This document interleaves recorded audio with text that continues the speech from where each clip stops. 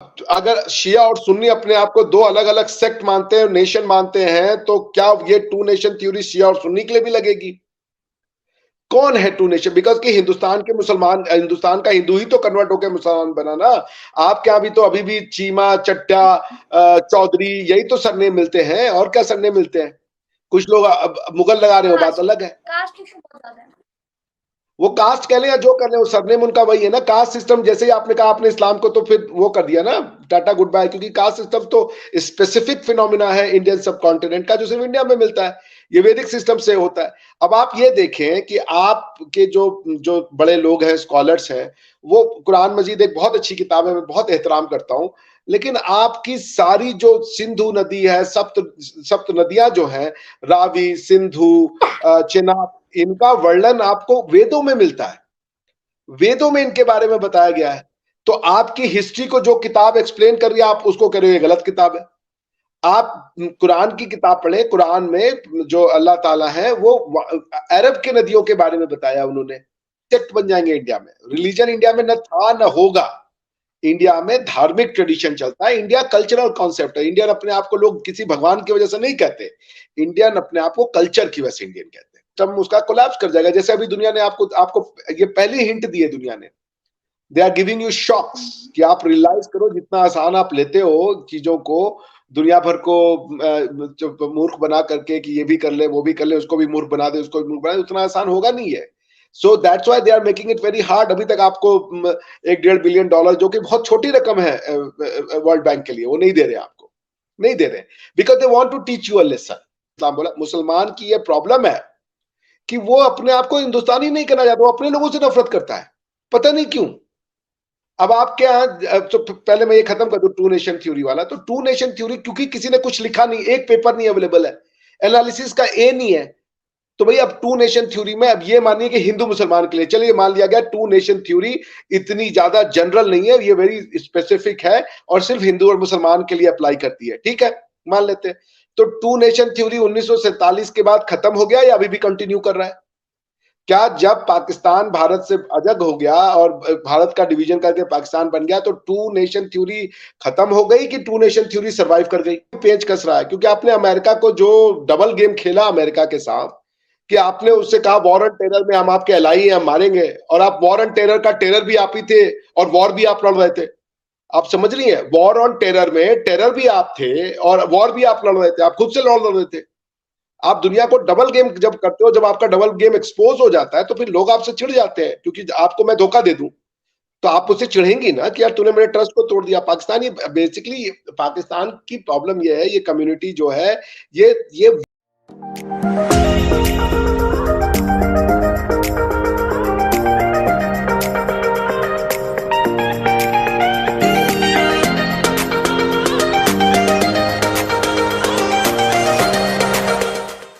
Hello viewers, I am विश्वास और आप लोग देख रहे हैं मेरा और आपका यूट्यूब चैनल। और आज हमें हमारे शो पे ज्वाइन किया अभिषेक मिश्रा जी ने, जो कि इंडिया से एक प्रोफेसर है, बहुत ही हमेशा एजुकेशनल जवाब देते हैं और लॉजिक्स के साथ बात करते हैं, जो हमारी ऑडियंस को बहुत अच्छे से समझ आ जाती है, जिसके बाद कोई भी सवाल बाकी नहीं रहता। Thank you so much Abhishek ji, आपने फिर से एक दफा मेरा और मेरी ऑडियंस के लिए टाइम निकाला। नमस्ते, सलाम, आदाब, सत श्री अकाल आपके सारे व्यूअर्स को, महविश जी। एंड आप भी बहुत अच्छा काम कर रही हैं। आप एक यंग स्टूडेंट हैं, जर्नलिस्ट हैं, यूट्यूबर हैं, या मोजो कह लें, मोबाइल जर्नलिस्ट हैं, व्हाटएवर इट इज।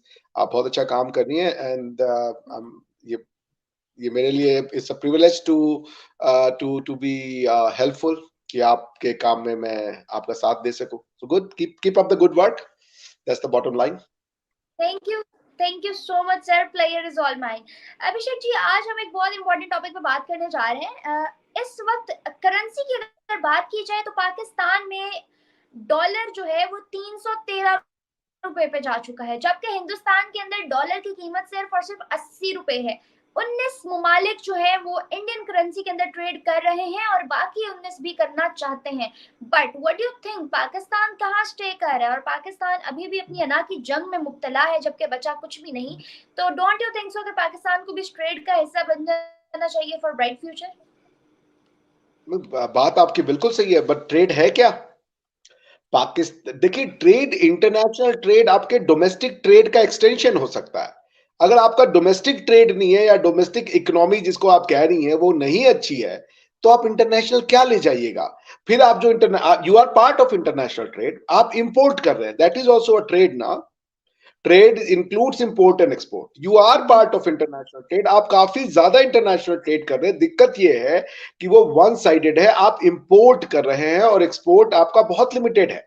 आपकी एक्सपोर्ट थोड़ा बहुत जो कुछ मैन्युफैक्चरिंग गुड्स में वो सियालकोट से जो आपका स्पोर्ट्स गुड जाता है, कुछ आपके मेडिकल के इक्विपमेंट्स जाते हैं, मैं पढ़ रहा था एक बार, और थोड़ा बहुत आपके जो क्लोथ्स हैं, तौलिए और इस टाइप की जो एक्सपोर्ट है, या चावल हो गया, इस टाइप का कुछ एग्रीकल्चर प्रोडक्ट है जो आप बेच रहे हैं।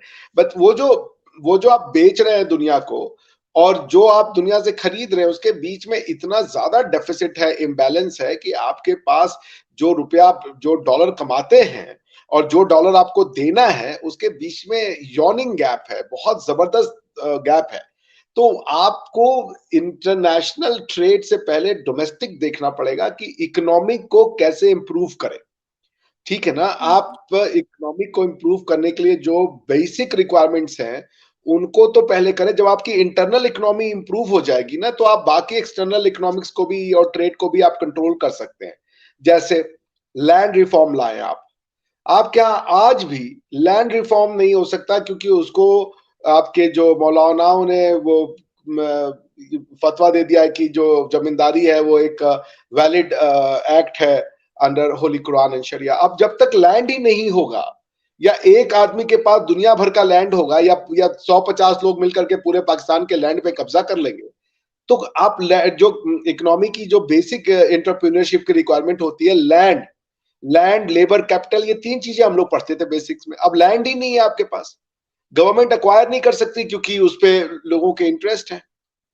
तो अब आप जब आपके पास डोमेस्टिक आपकी इकोनॉमी, चूंकि आप प्रोड्यूस नहीं करते, आपको सब चीज लेना पड़ता है। जब आपका खुद का प्रोडक्शन नहीं है तो आपको इंपोर्ट करना पड़ता है। जब आपको इंपोर्ट करना पड़ता है तो वो आपका पैसा तो लेंगे नहीं, क्योंकि मान लीजिए आप उनको रुपए में पेमेंट कर दीजिए, पाकिस्तानी पेमेंट में, वो रुपए वो ले लेंगे, आगे किसको देंगे वो? क्योंकि आपका पैसा वो किसी और को नहीं दे सकते जो आपके साथ और ट्रेड कर रहा हो। सभी आपको सिर्फ बेच रहे हैं, कोई आपसे खरीद तो रहा नहीं है। तो इसलिए वो पैसा उनके लिए कोई वैल्यू नहीं रखता है। तो आपको उनको मजबूर होकर डॉलर में पेमेंट करनी है। डॉलर में पेमेंट करनी है तो डॉलर आएगा कहां से जब तक आप डॉलर कमाएंगे नहीं? मेरे ख्याल से आपके यहाँ डॉलर का जो सबसे बड़ा जखेरा आता है या जो सबसे बड़ा सोर्स आता है वो रेमिटेंसेज होंगे। जो पाकिस्तान बाहर के लोग रहते हैं वो बेचारे घर भेजते हैं, उससे आपको कुछ डॉलर आता है, कुछ जो आपका एक्सपोर्ट से होंगे। लेकिन चूंकि वो इतना ज्यादा आपका डेफिसिट हो जाता है क्योंकि आप सब मंगवा रहे हैं ना, आप कुछ प्रोड्यूस ही नहीं करते। और आप प्रोड्यूस नहीं कर सकते, उसका कारण है कि आपके यहाँ की जो फंडामेंटल्स ऑफ इकोनॉमिक्स है वो ठीक नहीं है। जब तक आप इंटरनल, आप एक पाकिस्तान एक कंट्री दुनिया की ऐसी है जिसका सब कुछ एक्सटर्नल है, उनका इंटरनल कुछ नहीं है। सर, आपने आपने अभी बात की कि पाकिस्तान में डॉलर सिर्फ रेमिटेंस की फॉर्म में आता है, तो आपको बताती चलूं कि सिर्फ रेमिटेंस ही एक ऐसा जरिया नहीं है, बल्कि आईएमएफ से लिया हुआ कर्जा भी तो इसमें इंक्लूडेड है। वो भी रेमिटेंस ही कह लीजिए ना, क्योंकि देना तो है ना आपको वापस। रेमिटेंस, मेरे कहने का मतलब है कि सोर्स ऑफ अर्निंग नहीं है ना। देखिए, कमाना एक अलग चीज है, उधार लेना अलग चीज है। बात आपकी सही है, लेकिन आप कमा नहीं रहे हैं। और आप कमाएंगे तभी महवीश जब आप जो है अपनी डोमेस्टिक इकोनॉमी को इंप्रूव करेंगे, ताकि दुनिया आपसे खरीदे। आप समझ रही हैं? जब दुनिया आपसे खरीदेगी तो आपके पास पैसा आएगा। अभी दुनिया आपसे कुछ नहीं खरीदती, बहुत लिमिटेड खरीदती है।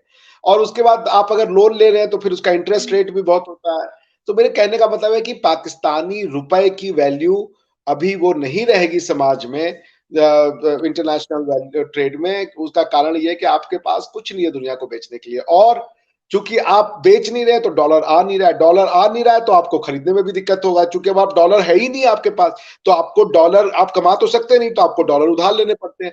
अब आप डॉलर उधार ले रहे हैं तो आप एक विशियस साइकिल में हैं, क्योंकि आप दोबारा जब इस डॉलर को चुकाने जाएंगे तो आपकी इकोनॉमिक जो है वो जो जो जो फंडामेंटल्स होने चाहिए वो है ही नहीं है। यू आर नॉट अर्निंग, आप उधार लेके उधार चुका रहे हो ना। आप समझिए, असेट जो है, जो रुपया होता है वो किसी एसेट का वैल्यू होता है। आप क्या, वो एसेट ही नहीं है। रुपए तो आ रहे हैं, मतलब जो कैश है वो तो आ रहा है, पर उसका कॉरेस्पॉन्डिंग एसेट नहीं है। तो इसका कारण ये हो रहा है कि आप एक विशियस साइकिल में हैं। आप और डॉलर लेंगे, फिर मजीद और डॉलर लेंगे, फिर मजीद और डॉलर लेंगे। इससे होगा ये कि अंत में आपकी कंट्री जो है वो सपोर्ट सिस्टम उसका कोलैप्स कर जाएगा। जैसे अभी दुनिया ने आपको आपको ये पहली हिंट दी है दुनिया ने, they are giving you shocks कि आप रियलाइज करो जितना आसान आप लेते हो चीजों को, दुनिया भर को मूर्ख बना करके कि ये भी कर ले, वो भी कर ले, उसको भी मूर्ख बना दे, उसको भी मूर्ख बना दे, उतना आसान होगा नहीं है। So that's why they are making it very hard. अभी तक आपको $1.5 बिलियन जो कि बहुत छोटी रकम है वर्ल्ड बैंक के लिए, वो नहीं दे रहे आपको, नहीं दे रहे, because they want to teach you a lesson. आपको मतलब जनता को नहीं, पाकिस्तान की जनता से मुझे बहुत प्यार है, गवर्नमेंटल पॉलिसीज को। Pakistan don't you think so Pakistan is a kind of country जिसने 75 इयर्स में नहीं सीखा, नहीं समझा, तो अब क्या समझेगा? क्या सिखाना चाहती हैं आप, ये बता दीजिए, पाकिस्तान को क्या सिखाना चाहती है महवीश? अगर आप, मैं कहता हूं महवीश को मैं सारी पावर देता हूं, तो महवीश पाकिस्तान के लोगों को क्या सिखाएगी, बताओ बेटा। सर, पाकिस्तान के लोग अगर पाकिस्तान को सिर्फ ओन करना शुरू कर देना फॉरेन कंट्रीज में जाके, तो वही बहुत बड़ी अचीवमेंट होगी। नहीं, फॉरेन कंट्रीज में वो ओन करते हैं। मेरे बहुत से पाकिस्तानी दोस्त हैं, वो पाकिस्तान से बहुत प्यार करते हैं, इमरान खान के सारे फैन हैं। आप जब इमरान खान साहब आए थे तो उन्होंने ना वो एक डैम के लिए जो हाँ हाँ, आप बोले आप बोले महवीश। सर, ओन करना अपनी जात की हद तक काफी नहीं होता। आपको आप ओन करना सिर्फ अपनी जात की हद तक काफी नहीं होता। डोंट यू थिंक सो कि दूसरी कंट्रीज में जाके जहां हमको अपना मफाद दिखता है वहां हम अपनी नेशनैलिटी बदल लेते हैं। बहुत अच्छा खासा हमारे पास एवरेज रेशियो ऐसे लोगों का आता है जो फॉरेन कंट्रीज में पाकिस्तानी होने के बावजूद खुद को पाकिस्तानी नहीं बताते, क्योंकि उनके कंट्री का इमेज ऐसा नहीं होता कि वहां उनको फैसिलिटीज दी जा सके, वहां उनको अपॉर्चुनिटीज दी जा सके, वहां उनको एक अच्छा प्लेटफॉर्म दिया जा सके। नहीं, ऐसा नहीं है, ऐसा नहीं है। कई लोग इसलिए नहीं बताते क्योंकि उनको पाकिस्तान की रियलिटी पता होती है, वो जानते हैं कि हम इंडियन है। कई लोग उस थ्योरी को नहीं बाई करते, वो नहीं बाई करते कि टू नेशन थ्योरी और हम इंडियन से सिर्फ रिलीजन होने के नाते अलग हैं। कईयों को वो बाहर जाके एहसास हो जाता है कि यार ये क्या बकवास है, हम तो एक ही लोग हैं, तो वो इंडियन कहते हैं। कई लोग चेंज करते हैं अपनी नेशनलिटी, तो नेशनलिटी तो कई लोग चेंज करते हैं, इंडियंस भी जाकर के बाहर की नेशनलिटी ले लेते हैं, इसमें तो कोई बड़ी चीज नहीं है। हाँ, वो इंडियन हमेशा बने रहते हैं, वो इंडियन, क्योंकि वो आप इंडियन को बोलिए तुम इंडियन नहीं हो तो वो बेचारा मतलब वो हो जाता है, अनकंफर्टेबल हो जाता है। वो सिटीजनशिप ले लेगा लेकिन वो ओआईसी को ज्यादा पकड़ेगा।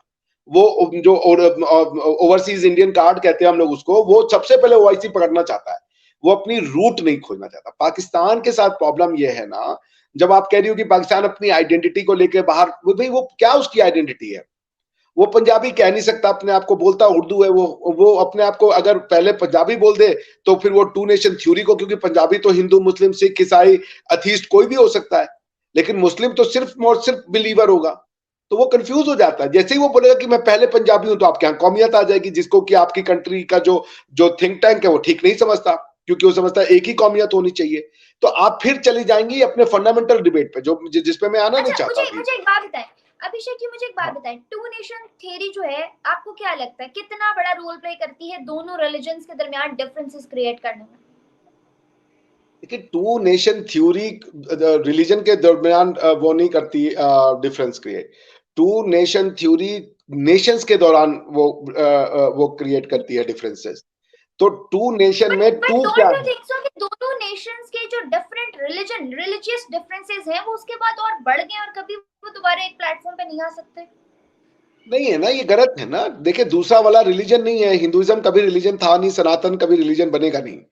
सनातन तिखी इसलिए गया, सनातन बच ही इसलिए गया क्योंकि सनातन कोई रिलीजन एक organised form of belief system है। आप क्या, रिलीजन तभी होगा जब आपके मौलाना और मौलवी होंगे। आप मौलाना, मौलवी, काजी, मुफ्ती हटा दीजिए, आपका रिलीजन आपको समझ ही नहीं आएगा, क्योंकि यही तो आपको सिखाते हैं ना कि भाई रिलीजन जानना है तो उलेमा इकराम के पास जाइए। तो religion is a organised system of belief system, जबकि जो इंडिया में है वो ऑर्गेनाइज सिस्टम नहीं है। वो उनका, चूंकि वो सीकर्स हैं तो उनके यहाँ इतनी ज्यादा वेरिएशन है, इतनी ज्यादा वेरिएशन है कि वो रिलीजन आप उसको कहीं नहीं सकती। दैट्स अ धार्मिक ट्रेडिशन। धार्मिक वैल्यू सिस्टम में कई अलग अलग सेक्ट्स रूल आ गए हैं, वो एक अलग चीज है, but they are not religion at all. India में अगर आप रिलीजन देखिएगा तो शैवाइट अलग रिलीजन हो जाएगा, फिर उसके बाद वैष्णवाइट अलग हो जाएंगे। मतलब अभी आप देखिए वो कर्नाटक में हमारे यहाँ वो है, मतलब कई सेक्ट बन जाएंगे इंडिया में। रिलीजन इंडिया में न था न होगा। इंडिया में धार्मिक ट्रेडिशन चलता है, इंडिया कल्चरल कॉन्सेप्ट है। इंडियन अपने आप को लोग किसी भगवान की वजह से नहीं कहते, इंडियन अपने आप को कल्चर की वजह से इंडियन कहते हैं। और उसी कल्चर में ये भी, जैसे मैं हूं, मेरा किसी पर भगवान पे भरोसा नहीं है, लेकिन मैं भगवान जो प्रभु राम है उनके आदर्शों का पालन करता हूं। क्योंकि वो मेरे कल्चर का पार्ट है, मैं उसको कल्चरली देखता हूं डिविनिटी से ज्यादा। तो पॉइंट ये है कि इंडिया में आप रिलीजन नहीं ला सकती। रिलीजन पे 3 चीजें होती है मस्ट। एक आपको, खासकर अब्राहमिक फेथ में, यूनिटी ऑफ गॉड, तौहीद जिसको आप कहती है। फिर उसके बाद आप कहती है मूर्ति पूजा, शिर्क का ना होना, और एक पैगंबर का होना। ये अब्राहमिक फेथ पैगंबर्स के द्वारा आता है। इस धर्म में कोई पैगंबर, कौन लेके आया सनातन? किसने सुना था? कौन है सनातन में जो ये कह रहा है कि मैंने वेद सुना? किसी को पता ही नहीं है। तो और उसको आगे बढ़ाने के लिए भी कोई ऐसे मैसेंजर्स नहीं आए ना। Abrahamic faith is dependent on messengers. Sanatan में मैसेंजर्स की कोई रिक्वायरमेंट नहीं है।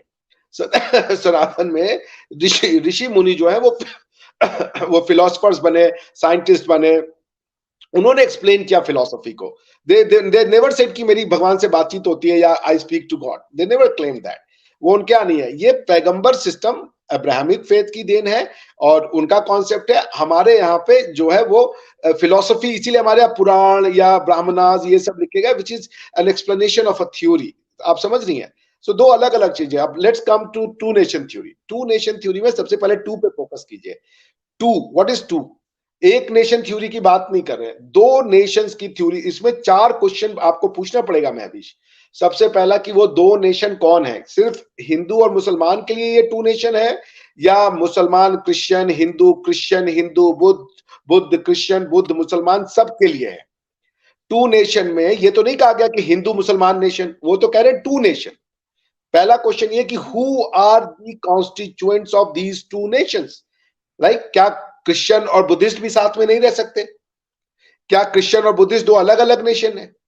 क्या रिलीजन से नेशन बनता है? अब अभी आप मिलती, मेरे एक फ्रेंड आई हुई थी तो मैं आपसे बात करवाता, वो यही कजाक है, तो मैं उससे पूछा था, भाई तुम्हें कजाक हो, मान लो कजाक मुस्लिम है, वो कजाक दूसरे किसी रिलीजन से शादी करना चाहता है तो क्या होता है? बहुत मारपीट होती है। बोलते हैं हम लोगों को फर्क ही नहीं पड़ता, देखते ही नहीं है कि कौन क्या है, कजाक है, दैट्स इट। ये हिंदुस्तान, पाकिस्तान और हिंदुस्तान के इस्लाम की, या सॉरी इस्लाम बोला, मुसलमान की ये प्रॉब्लम है कि वो अपने आप को हिंदुस्तानी नहीं करना चाहता, वो अपने लोगों से नफरत करता है, पता नहीं क्यों। अब आप क्या, तो पहले मैं ये खत्म कर दूं टू नेशन थ्योरी वाला। तो टू नेशन थ्योरी क्योंकि किसी ने कुछ लिखा नहीं, एक पेपर नहीं अवेलेबल है, एनालिसिस का ए नहीं है, तो भाई अब टू नेशन थ्योरी में अब ये मानिए कि हिंदू मुसलमान के लिए, चलिए मान लिया गया टू नेशन थ्योरी इतनी ज्यादा जनरल नहीं है, ये वेरी स्पेसिफिक है और सिर्फ हिंदू और मुसलमान के लिए अप्लाई करती है, ठीक है, मान लेते हैं। तो टू नेशन थ्योरी 1947 के बाद खत्म हो गया या अभी भी कंटिन्यू कर रहा है? क्या जब पाकिस्तान भारत से अलग हो गया और भारत का डिवीजन करके पाकिस्तान बन गया तो टू नेशन थ्योरी खत्म हो गई कि टू नेशन थ्योरी सरवाइव कर गई?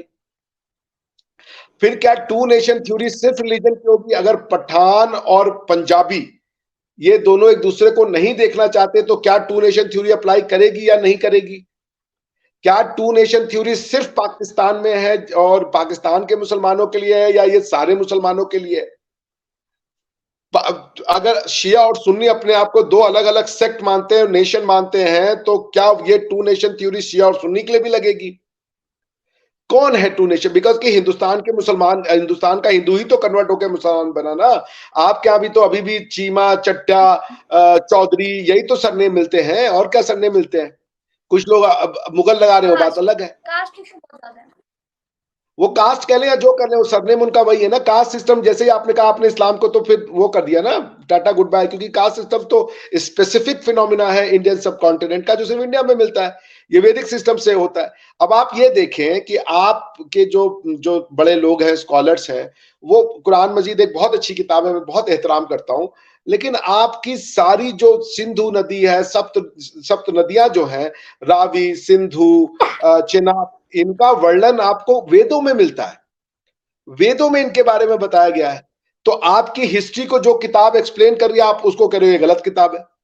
आप कुरान की किताब पढ़े, कुरान में जो अल्लाह ताला है वो अरब के नदियों के बारे में बताया उन्होंने। अरब की जो जो जो ज्योग्राफिकल लोकेशन है उसके बारे में बताया है। इवन टोरा पढ़े, वो वहां पे कहता है God of Israel, God of world तो बोला नहीं, गॉड ऑफ इजराइल बोलते हैं उनको, वो यहोवा को। पॉइंट ये है कि आपकी सारी हिस्ट्री वेदों में दी हुई है, लेकिन आप कह रहे हैं कि हमारा उससे कोई लेना देना नहीं है, हम हिंदुस्तानी नहीं है। जो किताब चिनाब नदी के बारे में बात कर रहा है और रावी नदी के बारे में बात कर रहा है, झेलम की बात कर रहा है, वो किताब आपकी किताब नहीं होगी, उससे आपकी आइडेंटिटी नहीं आएगी। भाई आप अपना अकीदा बदल लीजिए। आपको कोई भगवान नहीं पसंद है इंडिया वाले, ठीक है, एक नए अल्लाह ताला है, आप उनको माने, प्रॉफिट मोहम्मद सल्लल्लाहु अलैहि वसल्लम को माने, कोई दिक्कत नहीं है, जैसे यहाँ पे मानते हैं।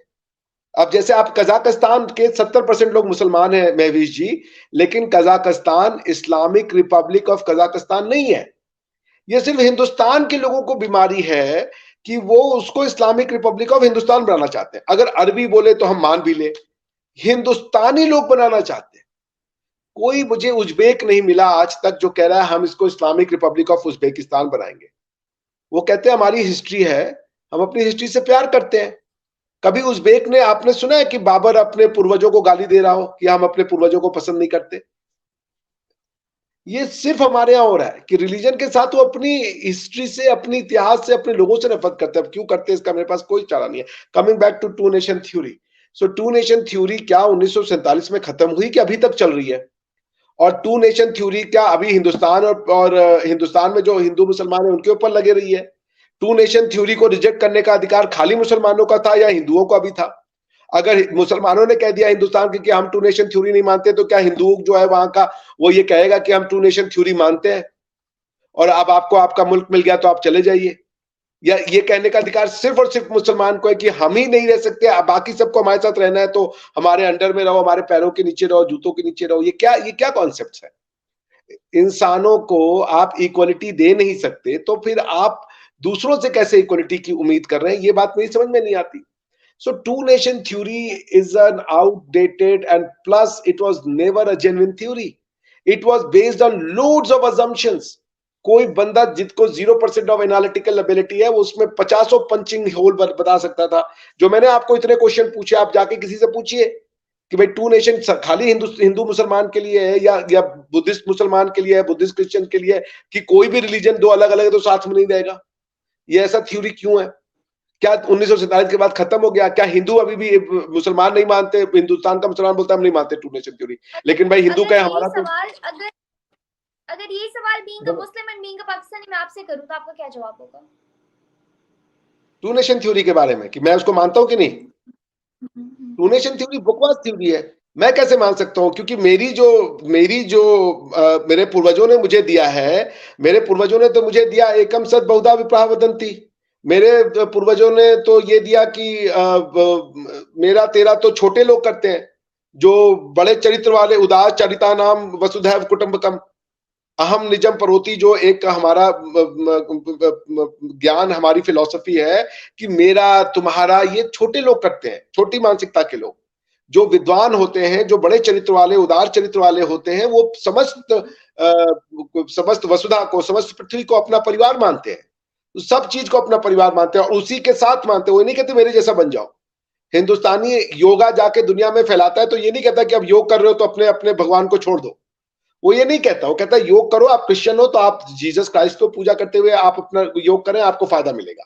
वो कहीं नहीं जाता, वो ये कहता है कि अपने आप को छोड़ो, अगर योग करना है तो पहले अपना पुराना चीज को गाली देना शुरू करो। वो नहीं कहता। तो हम अपना अकीदा कैसे छोड़ दें? हमारे अकीदे में ये है ही नहीं भाई। हमारे अकीदे में सबको मानना है। हमारा अकीदा ये है, एक आपका अकीदा है ला इलाहा इल्लल्लाह, मेरा अकीदा है एकम सत बहुधा विप्राह वदंती। ला इलाहा इल्लल्लाह का मतलब there is no God but God, और किसी उसके अलावा कोई इबादत के लायक नहीं है। हमारा अकीदा यह है कि सब इबादत के लायक है, सब सही है। तो आपकी, जब आपका जो थ्योरी से चलने वाला जो आदमी होगा वो टू नेशन थ्योरी ही लाएगा, कहेगा तुम गलत हो। मेरे जैसे पे जो मेरी थ्योरी पे चलने वाला आदमी है वो तो कहेगा सब नेशन एक है भाई, सब मेरा परिवार है। मेरे परिवार में मैं ये कहने का साहस रखता हूं, मैं हिंदू हूं, मैं सनातनी हूं, मैं मुस्लिम हूं, मैं क्रिश्चियन हूं, मैं बौद्ध हूं, मैं जैन हूं, मैं अथीस्ट हूं, मैं सब कुछ हूं और मैं कुछ नहीं हूं। ये कहने की फ्रीडम मुझे सिर्फ मेरा अकीदा देता है, सनातन देता है, कि तुम कुछ भी बन जाओ। वो आपको आपके दिमाग पे रोकता नहीं है। इतनी लिबरेटेड सोसाइटी तो मैं तो भाई मैं या तो अगर मैं कहूंगा कि टू नेशन थ्योरी तो मैं वसुधैव कुटुंबकम को रिजेक्ट कर दूंगा कि सारा परिवार ही एक, सारी पृथ्वी एक परिवार है। भाई परिवार के लोग तो साथ में रहते हैं, परिवार के लोग अलग थोड़े रहते हैं। टू नेशन थ्योरी का इंडियन थ्योरी में जो इंडियन फिलॉसफी को समझता है वो आदमी बोल ही नहीं सकता। जैसे आप देखें हिंदुस्तानियों ने कभी भी आज तक आप देखें जो राजा हुआ थे पुराने काल में वो कभी किसी का धर्म स्थान नहीं तोड़ते थे। भगवान राम जब गए रावण में रामायण लंका में जीते, उनकी पत्नी को रावण ने अगवा कर लिया था, तो वो ये नहीं कहे कि इसकी पत्नी को उठा लो और श्रीलंका की सारी औरतों को उठाओ और बेच दो यहाँ पे, या अपने लोगों को कहा कि ले जाओ औरतें, नहीं कहा उन्होंने। हमारी हमारी मतलब हमारी सभ्यता नहीं है ये। हमको तो ऐसी ऐसी बातें हमारे ऊपर बता दी गई जो हमें नहीं पता कि हमारी सभ्यता में होती थी।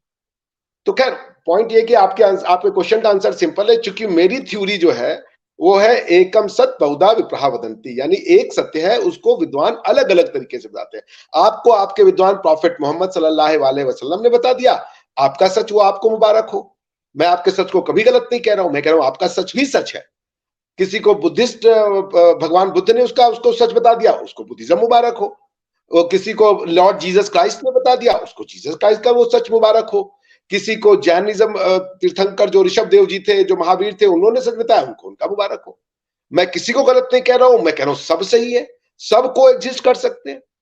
को एग्जिस्टेंस का कॉन्सेप्ट और टॉलरेंस का कॉन्सेप्ट तो ये यूरोपियंस को तो अभी समझ में आया, रेनेसां के पहले, हमारे यहाँ बहुत पहले ही कह दिया था। Do you really think, आपने कोएग्जिस्टेंस की बात की तो इंडिया खुद को सेकुलर कंट्री कहते हैं, डू यू रियली थिंक कि वहां रिलीजियस पॉइंट ऑफ व्यू से कोएग्जिस्टेंस है हिंदुस्तान के अंदर?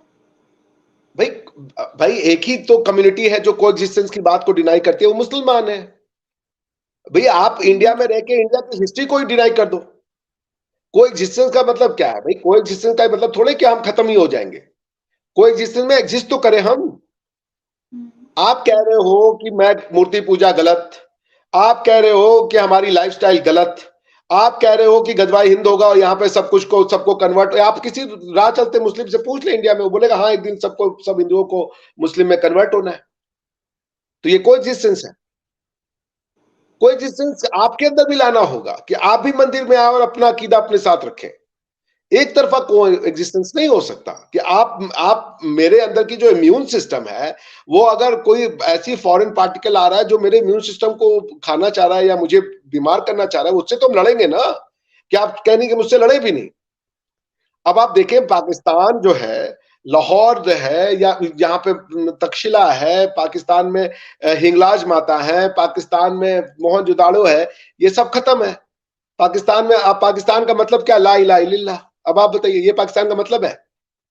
मतलब मोहनजोदाड़ो से कोई मतलब? पाकिस्तान के जन्मे हुए लोग कह रहे हैं हम यहाँ रियासत मदीना बनाएंगे, जहां पे राम राज्य होना चाहिए, क्योंकि लाहौर प्रभु राम के बेटे के नाम पे पड़ा हुआ है। वो कह रहे हैं हम रियासत मदीना बनाएंगे। और इंडिया का हर मुसलमान चाहता है कि वो रियासत मदीना बनाए, वो निजाम मुस्तफा लाए। तो निजाम मुस्तफा में तो तीन ही चीज है ना, कि कन्वर्ट हो जाओ, लड़ाई लड़ लो, कन्वर्ट हो जाओ, जजिया दो, या लड़ाई लड़ो। तो निजाम मुस्तफा तो क्लियर है। निजाम मुस्तफा में आप हिंदू और मुसलमान इक्वल बन के नहीं रह सकते। आप समझ रही हैं? तो पॉइंट ये कि जो अपनी थ्योरी जैसी मानते हैं वो उस थ्योरी के हिसाब से बिहेव करता है। जिसको आप सेक्युलरिज्म कह रही हैं, religious neutrality is not secularism. Secularism religious neutrality नहीं हो सकती। सेक्युलरिज्म का मतलब है कॉन्स्टिट्यूशनल फॉर्म ऑफ गवर्नेंस। और कॉन्स्टिट्यूशनल फॉर्म ऑफ गवर्नेंस तब आएगा जब आप अपनी जो पहली कॉन्स्टिट्यूशन मुसलमानों का, आप मुसलमान कैसे बनती है? कुरान से बनती है ना। पाकिस्तान के कॉन्स्टिट्यूशन से तो आप पाकिस्तानी बनती है। आपकी दो आइडेंटिटी है, मुसलमान और पाकिस्तानी। तो आप पूछे पाकिस्तानी कैसे बनी आप, तो आप बोलेंगे कॉन्स्टिट्यूशन ऑफ पाकिस्तान मुझे पाकिस्तानी बनाता है। मैं पूछूं मुसलमान कैसे बनी आप, तो आप बोलेंगे मेरा कुरान में अकीदा है इसलिए मैं मुसलमान बना। मैं मुसलमान क्यों नहीं हूं? क्योंकि मेरा कुरान पे अकीदा नहीं है, तो मैं मुसलमान नहीं बन सका। तो अब आपकी जो सारी गवर्नेंस है, सारा आपके लाइफ का, चूंकि कुरान एक मुकम्मल किताब है, आपके लाइफ से रिलेटेड हर लॉज उसमें दिए हुए हैं। तो वहां पर इस वक्त अगर जी जी आप आपने बोलिए, बात की कि आप मुसलमान हैं, पाकिस्तानी हैं, तो अब चीजें सिर्फ इन दो ट्रैक्स की हद तक नहीं रह गई। आप पहले पाकिस्तानी हो तो पाकिस्तानी होने के बाद आप पंजाबी हो, सिंधी हो, बलोची हो, सराइकी हो, इन सब में बढ़ जाते हो। फिर अगर आप मुसलमान हो तो आप सुन्नी हो, शिया हो, या किसी और फिरके से बिलोंग करते हो, आप उस सब में बढ़ जाते हो। इन सब में बटने के बाद फिर आपकी कास्ट आ जाती है कि यार आप किस कास्ट से बिलोंग करते हो, फिर किस सब कास्ट में जो है ना एग्जिस्ट करते हो, फिर आपके एंसेस्टर्स की लड़ी कहाँ से बिलोंग करती आ रही है, आपके पेरेंट्स क्या है। मतलब एक बंदा अपना अगर इंट्रो देने बैठे तो वो अपने इंट्रो में ही बेचारा 7 घंटे लगा दे, क्योंकि बहुत बड़ा बैकग्राउंड हमने कर लिया हुआ अपना, और जो कि है या नहीं है आई डोंट नो, बट हम लोग उसको एक्सप्लेन करने से पहले नेशन से शुरू होकर religion, caste, tradition, race, culture, parents, family, सब चीजों को जब बयान करने आते हैं तो हम इसी में उलझ के रह गए हैं, इससे कभी बाहर ही नहीं निकल पाए। Do you really think in सब में उलझना ठीक है? आप उलझे थे ना, टू नेशन थ्योरी नहीं टेक केयर किया ना इसका। टू नेशन थ्योरी में तो आपको नेशन मान लिया। अगर ये सब जो क्वेश्चन आप पूछ रही हैं यही सब जिन्ना साहब अगर समझ जाते तो वो टू नेशन थ्योरी नहीं देते। क्योंकि आप जिसको कास्ट करिए वो एक नेशन है। नेशन होता क्या है? पीपल ऑफ सेम फ्लॉक, यही है नेशन ना, विद सिमिलर हैबिट। तो वो अगर टू नेशन होता, ये है कि जब आप ब्राह्मिक फेथ को एक्सेप्ट करती हैं तो फिर आपको अपना पुराना पिछला को खत्म करना कंडीशन है आपकी। ये आप क्रिश्चियन भी बनेंगे तो कहेंगे कि अपना पुराना सब छोड़ो, लेकिन आप नहीं छोड़ पाए क्योंकि ये जो आप हैं, हिंदुस्तान कोई तलवार के दम पे बना हुआ टेरिटरी तो नहीं है ना। हजारों वर्ष वेद लिखा भले 3500 साल गया हो, पर वेद आया तो हजारों साल पहले था ना। वो कब किसने सुना, कैसे सुना, किसने उसको थ्रू अपना जिसे कहते हैं हम लोग स्पीच के थ्रू वो जो है अपनी जनरेशन को देता चला गया। धीरे धीरे कोई इंडियन आज इतना बड़ा इंडियन थोड़े बन गए होंगे, किसी एक आदमी ने कहीं शुरू की होगी ये कॉन्सेप्ट, हम इंडियन है, धीरे धीरे हम भारतीय हैं, धीरे धीरे धीरे धीरे इतने लोगों को उसने गिरफ्त में। एग्जैक्टली, और वो चेन जुड़ते जुड़ते आज यहाँ पहुंच गई। Sir last but not the least मुझे बताएं, टू नेशन थ्योरी को तो हमने एंड किया, हमने सवाल जहां से स्टार्ट किया था पाकिस्तान की ट्रेड से लेके, मुझे पता है इंडिया के पास तो इन फ्यूचर बहुत सारी अपॉर्चुनिटीज हैं, दिख भी रही हैं, लोग अप्रोच भी कर रहे हैं, और अभी रिसेंटली एससीओ वर्चुअल होने का हमारे सामने एक न्यूज आई। उससे पहले G20 बहुत अच्छे तरीके से गुजारा है इंडिया ने, बड़ा ही सफल रहा। कश्मीर के अंदर डेवलपमेंट हो या हो बात दिल्ली की, हर जगह कोई ना कोई झंडा गाड़ता चला जा रहा है हिंदुस्तान, मगर पड़ोस में ही पाकिस्तान अभी तक मारा मारा फिर रहा है कि क्या किया जाए। दोनों कंट्रीज के क्लैशेस को लेके क्या फ्यूचर देखते हैं? कोई क्लैश नहीं है। हिंदू हमारा दुश्मन है, कौन हिंदू आपका, आप क्यों हिंदू आपका दुश्मन है, पूछे खुद से ना। कोई क्लैश नहीं है।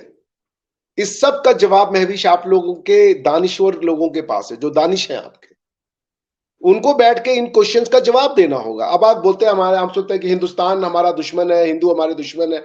क्यों है? कब बना हिंदू आपका दुश्मन? 1947 में बना, उसके पहले ही बन गया था। आप भी तो हिंदू थे, कन्वर्ट ही हुए हो। सर मुझे एक बात बताएं, लोगों के अंदर जो है ना, जिन लोगों को हिस्ट्री का एच भी नहीं पता, जिन लोगों को पास्ट का कुछ नहीं पता, जिन लोगों को ये नहीं पता कि हिंदुस्तान में क्या हो रहा है, वहां पे लोग कैसे रहते हैं, वहाँ रिलीजन कौन सा है, उनको कल्चर के बारे में कुछ नॉलेज नहीं है, उनको वहाँ की पॉलिटिक्स के बारे में कुछ नहीं पता, वो लोग भी उठ के कहते हैं कि हिंदुस्तान हमारा दुश्मन है। तो ये लोगों के अंदर बाय बर्थ जो एक एग्रेशन है वो किस वजह से है? और पाकिस्तान के अंदर नहीं, सिर्फ हिंदू, मैंने इंडियंस के अंदर भी देखा है, बहुत सारे इंडियंस के अंदर देखा है। इंडियंस तो अब रिएक्शन में आ गया ना। आप 1947 से एक ही काम कर रहे हो, यही काम आप दुनिया से समझ नहीं पाते ना। आपको आईएमएफ क्यों अभी पेच कस रहा है? क्योंकि आपने अमेरिका को जो डबल गेम खेला अमेरिका के साथ, कि आपने उससे कहा वॉर ऑन टेरर में हम आपके एलाई हैं, हम मारेंगे, और आप वॉर ऑन टेरर का टेरर भी आप ही थे और वॉर भी आप लड़ रहे थे। आप समझ रही हैं? वॉर ऑन टेरर में टेरर भी आप थे और वॉर भी आप लड़ रहे थे, आप खुद से लड़ रहे थे। आप दुनिया को डबल गेम जब करते हो, जब आपका डबल गेम एक्सपोज हो जाता है तो फिर लोग आपसे चिढ़ जाते हैं। क्योंकि आपको मैं धोखा दे दूं तो आप मुझसे चिढ़ेंगी ना कि यार तूने मेरे ट्रस्ट को तोड़ दिया। पाकिस्तानी बेसिकली, पाकिस्तान की प्रॉब्लम ये है, ये कम्युनिटी जो है ये विशफुल थिंकिंग को सोच, एक होता है कि नेचुरल अकरेंस ऑफ इवेंट, कि नेचर की वजह से कुछ कुछ कुछ चीजें हो रही है। एक हो रहा है कि आप मैनिपुलेट करके कुछ करवाना चाहते हो। जब आप मैनिपुलेट करके कुछ करवाओगे तो हमेशा डिजायर्ड रिजल्ट नहीं आएंगे। तो पॉइंट ये है कि हिंदुस्तान के लोग अभी जो पाकिस्तान से चिढ़ते हैं, यस, एक बहुत बड़ा गुस्सा पाया जाता है पाकिस्तान के अगेंस्ट में, एक नफरत है वहां पे, बिल्कुल सही बात है ये। उसका रीजन है पहले देश तोड़ा, चलो देश तोड़ दिया तुमने। बिकॉज देखिए, हिंदुस्तानी अपनी मिट्टी की आइडेंटिटी से बच बना है। उसको आप कह देना तुम्हारा, उसके भगवान को गाली दे दे एक बार ना, वो बर्दाश्त कर जाएगा, आगे चला जाएगा, कुछ नहीं बोलता वो। उसकी मिट्टी को आप जब गाली देंगे ना तो वो उसको लग जाती है। जैसे आपको, जैसे आप कहें ना कि प्रॉफिट के बारे में कुछ कहें तो लोग एकदम मरने मारने को जिंदा है, वैसे हिंदुस्तानी के लिए उसकी मिट्टी है। उस मिट्टी के लिए वो कुछ भी करने को तैयार है। वो कहता है ये मेरी माँ है, मैं इससे ज्यादा ऊपर किसी को नहीं मानता। आप समझ रही हैं? तो भारत में है गुस्सा, आप 26/11 करेंगे, फिर बोलेंगे हमने नहीं किया। आप उसके बाद कारगिल करेंगे, बोलेंगे हमने नहीं किया। आप 1965, यही चीज, एक ही चीज, आप 1947 से जो आपने मैस्करेडर्स भेजे, इरेगुलर फोर्सेस को रेगुलर फोर्सेस, अरे रेगुलर फोर्सेस को इरेगुलर फोर्सेस बना करके मर्सिनरी के फॉर्म में, आप सोच रहे हैं कि हमने चूंकि आंख बंद कर लिया तो दुनिया को नहीं दिखेगा। एक बार धोखा, दो बार धोखा, तीन बार धोखा, चार बार धोखा, भाई तो उसके बाद आदमी नफरत की, एक बार हमारा देश भी तोड़ा, हमें गालियां भी देते हो, हमारी में से ही हो, हमारे पुरखों को गाली देते हो, हमारी जमीन को गाली देते हो, हमारे हर चीज को गाली देते हो, कैसे प्यार होगा? अरे आप कम से कम पाकिस्तान अपनी हिस्ट्री दुनिया को बताते, चलो अलग हो गए कोई बात नहीं, अपनी सही हिस्ट्री तो बताते। अब आपको लगता है मोहम्मद बिन कासिम ने पाकिस्तान बनाया? मोहम्मद बिन, आपके जज साहब का मैं जजमेंट पढ़ा था आसिया बीबी के केस में, तो वो लिख रहे हैं Pakistan penal code 1896, Pakistan penal code 1896 में कैसे बन गया? 1860 सॉरी, इंडियन पीनल कोड था जो बाद में आपने अडॉप्ट किया 1947 में, तो उसको कम से कम सब तो लिखे कि जब ये लॉ बना हुआ था, बेसिकली वो ट्रेस कर रहे थे। ये जो सारे फ्लॉज है ना, ये सारे हिस्ट्री के और डिक्टेटरशिप के हैं, कि जिस तरह से लोगों को डिक्टेट किया जाता है। कहीं अवाम का कसूर होता भी है, जो इस चीज का नॉलेज रखने के बाद भी नहीं बोलते, नहीं बता पाते, उनकी गलतियों की वजह से आने वाली न जाने कितनी नस्लें आज तक तबाह होती आई हैं।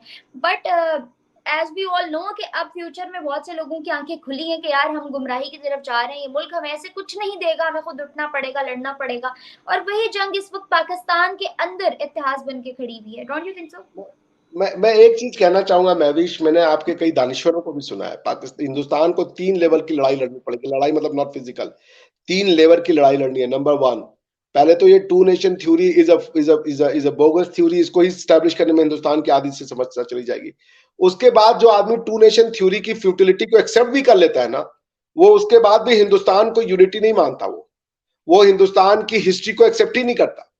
मैंने आपके बड़े बड़े दानिश्वर को ये मजाक उड़ाते हुए सुना है कि ये तो ऐसे लोग हैं जो ये मानते हैं कि प्लास्टिक सर्जरी की गई थी। अरे भाई, सुश्रुत की किताब है, उसको फादर ऑफ प्लास्टिक सर्जरी कहा जाता है। सुश्रुत संहिता में मोलबॉन्ड में उसकी बस्ट रखी हुई है, लोग उसको डिनाई करते हैं। पॉइंट ये है कि यस, कुछ हमारे यहाँ पे एक हर हिस्ट्री, हर सोसाइटी में ऐसी किताब, ऐसी बातें लिखी हुई हैं जिसको कि हम नहीं बोल सकते कि ये साइंटिफिकली करेक्ट है, मगर सब गलत हो। हिंदुस्तान को धर्म के, रिलीजन से के उससे मत देखिए, हिंदुस्तान एक सिविलाइजेशन है। यहाँ पे सिविलाइजेशन ने हमें हमें आयुर्वेदा दिया, योगा दिया। मैं भगवान की बात नहीं कर रहा, भगवान को छोड़े, सिविलाइजेशन क्या होती है, शहर बनाने का तरीका मोहनजोदाड़ो आपके पास है, हमारे पास योगा है, आयुर्वेदा है, प्लास्टिक सर्जरी थी, सब कुछ था, ग्राफ्टिंग, वो किताबें मौजूद है, आप जाके पढ़ ले। हिंदुस्तान की आइडेंटिटी को नकारना, मैंने बहुत लोगों को देखा जो कहते हैं I don't accept two nation theory, मगर वो हिंदुस्तान की आइडेंटिटी को कहते हैं कि ये भी नहीं है, इनका कुछ हिस्ट्री उस्ट्री नहीं है। ये चीज बड़ी प्रॉब्लम है। पहले उनको टू नेशन थ्योरी बनना है, रिजेक्ट करना है, फिर हिंदुस्तानी बनना है ताकि वो हिस्ट्री को एक्सेप्ट करें और उसको धर्म की दृष्टि से न देखें। हर चीज जो हिंदुस्तान में लिखी वो धार्मिक ट्रेडिशन, अर्थव्यवस्था, अर्थशास्त्र जो चाणक्य ने लिखा वो कोई धार्मिक किताब नहीं है। क्योंकि वो अर्थशास्त्र लिख दिया चाणक्य ने तो बोलो ये तो हिंदू ने लिखा है। अरे भाई, हिंदू क्या, अब क्या होता है, जब वो लिख रहा था रिलीजन नहीं एग्जिस्ट करता था। तो ये एक मानसिकता बनानी पड़ेगी, ये बहुत बड़ा, इतना आसानी से नहीं जाएगा। उन्होंने हिंदुस्तान के अगेंस्ट में इतनी जहर बो दी है, इस सोसाइटी के अगेंस्ट में, कि यहाँ पे ब्राह्मण जो थे वो बड़े मकार लोग थे, वो औरतों को मतलब उनका रेप करते थे, और इस तरीके की गंदी सोसाइटी थी। यहाँ पे बच्चियों को गाड़ देते थे जिंदा, मतलब पता नहीं ये जनरेशन चल कैसे गया। बच्चियों को भी गाड़ रहे थे, रेप भी कर रहे थे, और उसके बाद शूद्र औरतों को जो है वो उनका स्तन, डिफरेंट अफवाहें हैं जो कि ये रियलिटी में अफवाह नहीं थी है नहीं थी, लेकिन महदीस, ये लोगों के अफवाह नहीं दिमागों में है, बिठा। ये अफवाह नहीं है। ये लोग, ये आपका जो पाकिस्तानी है उसको फैक्ट मानता है। वो एक बार टू नेशन थी को रिजेक्ट भी कर दे, फिर भी वो सोचेगा कि ये गंदे लोग हैं। वो कन्विंस्ड है, उस बेचारे की कोई गलती नहीं है, वो कन्विंस्ड है कि ये तो घटिया लोग हैं। सर यही बात मैं ऑलरेडी कह चुकी हूँ कि इसमें जो उसने पढ़ा, जो उसने सुना, जो उसने देखा, वो उन्हीं सारी चीजों को मान मान के आज यहाँ तक पहुंचा है। और यही मासूमियत लोगों के अंदर से निकाल के और उनमें दिमाग डालना है। खैर इसको करते हैं wind up. Thank you so much sir for joining us. Hopefully session बहुत अच्छा रहा, ऑडियंस को भी बहुत अच्छा लगा होगा। फर्दर भी हम लोग इसी तरह से डिबेट्स करते रहेंगे और as usual so informative for me as well कि अक्सर मैं किसी और के साथ करूँ तो मैं बहुत से सवाल पूछती हूँ, लेकिन आपके साथ करूँ तो मैं ज्यादा सुनती हूँ बैठ के कि मुझे खुद मजा आ रहा होता है कि ये बात मुझे पहले नहीं पता थी। Thank you so much for joining us. Hopefully guys next भी आप लोग इसी तरह की वीडियोस देखते रहेंगे। मेरे चैनल को लाइक सब्सक्राइब और बेल आइकन को क्लिक करना बिल्कुल मत भूलिएगा। मुझे हमारे गेस्ट को दें इजाजत, तब तक के लिए अल्लाह हाफिज। Thank you.